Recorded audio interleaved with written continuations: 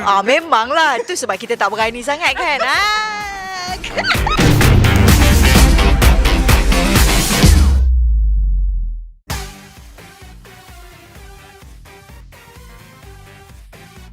Saya setuju, memang setuju sangatlah sebab rasanya macam menjadi juri Demas Singer ni macam sesuatu yang menarik lah. Menarik. Di samping pula kita pun duduk di antara juri-juri yang lain yang tersohor kan. Oh, kita pun tumpang rasa bangga lah bersama-sama dengan diorang.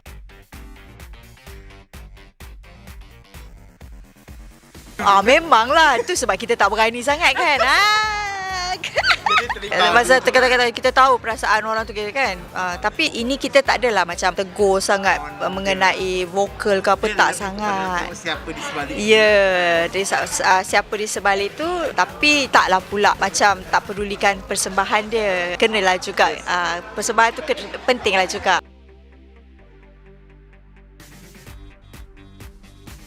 I baru habis dengan satu drama, insyaAllah bulan puasa katanya keluar. Akan ditayangkan drama production Radius One. Apa yang akan ditayangkan bulan puasa ni, nama tajuk dia Khilaf Asmara. Watak dia, kalau ingat masih lagi untuk watak utama ke mak? Taklah.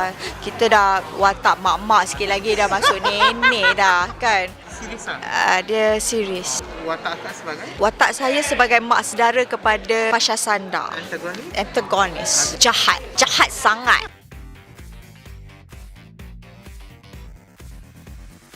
Alhamdulillah. Mungkin untuk setengah-setengah orang lah kan. Kita pun jangan perasan sangat. Kita relevan untuk semua orang.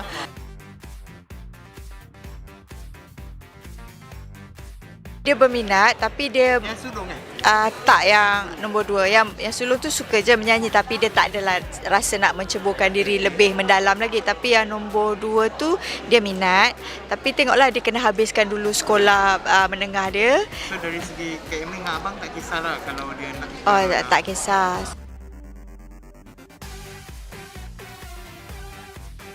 Ada juga beberapa offer tapi kita tak ambil banyak-banyak sekali. Tambah kita sekarang pun masih dalam langkah berjaga-jaga kan dalam keadaan sekarang, dan kita pun macam ada juga berpengalaman yang close contact semua tu, kita pun rasa macam susah lah.